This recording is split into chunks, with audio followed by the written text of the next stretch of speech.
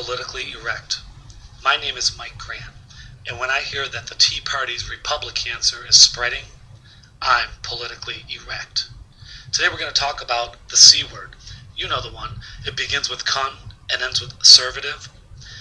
We're going to talk about the hypocrisy of these people who tell me they are patriotic after they just finished telling me how they hate the government. If you hate the government of your country, then you are by definition the opposite of a patriot. If you cheat Uncle Sam out of tax revenue, then you are not nationalistic. If you hate the government, you hate yourself as an American. Patriots don't call their commander-in-chief a nigger. You know, the Democrats may be the jackass symbol, but the Republicans are acting like the dumbass. Let me ask the gay old party, where's your job, bitches? You know, Republicans don't know what the center is anymore, and it's no wonder. They each think they are the center of the universe. I love how they rip on these so-called Hollywood Democrats, when Republicans are the ones who live in a fantasy world of the 1950s that even the most gay, talented liberals in Hollywood couldn't dream up. I hope the Republicans and right-wing zealots have tuned out by here. Good. Let's talk about them now like they disparage everyone else behind their back. Because most aren't listening to you, they listen to God. So how do you know you're winning an argument with one of them? Well, their voice gets louder and louder and angrier as they tolerate a different opinion than their brainwashed comfort level will allow them to. No signs of vulnerability, because that would mean admitting they're scared just like the rest of us. Because money won't prevent cancer. Congress says they have the will of the people. And since everyone is going to die under their Republican policies, I'm sure there's going to be some wills. Those same critics say that President Obama isn't a strong black man because he hasn't faced discrimination and prejudice and racism until now. Because exactly what they're doing to him now. Republicans are furious at Obama for going into Libya.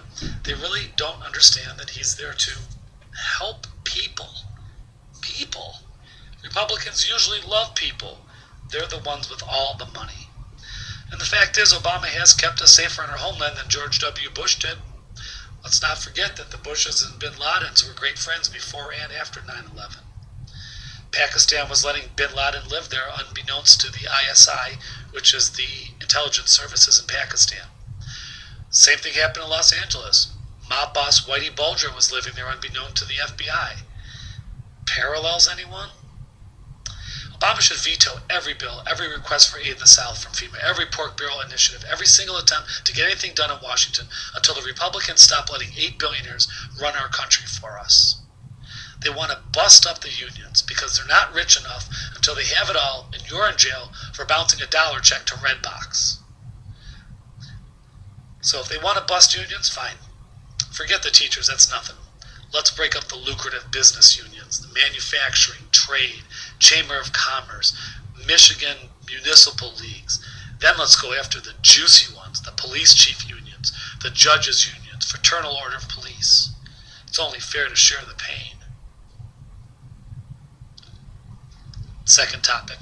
So what is a solution? Well, I say let's give Texas back to Mexico. It'll give us about a decade before the cartel can move up into the Midwest again. And this is why I say that. The South will rise again. Again? When was it ever on top? Unless you count the number of lynchings performed, or gay hate crimes, or domestic abuse, alcohol abuse, animal abuse, grammar abuse. I could go on. Face it, the South is stupid. How many great colleges are in the South? And football does not make a college great, by the way. So how many? Not too many. Oh, sure, they have a bunch of Bible schools, but they aren't any genius wish lists. Just fundamentalistic fanatics who don't want to be confused with the facts or that pesky science. No, the great colleges, the Ivy Leagues, are all up in the enlightened North. New York, Maine, Massachusetts, Michigan, Illinois, and California. I hate to blame all the Southerners, but they're so close-minded and stubborn. They're brainwashed by their folks into politics and religion that don't evolve through the generations. If you go past high school, sparse numbers do better financially than their parents. They're like pigs that revel in their slop, never venturing off the farm.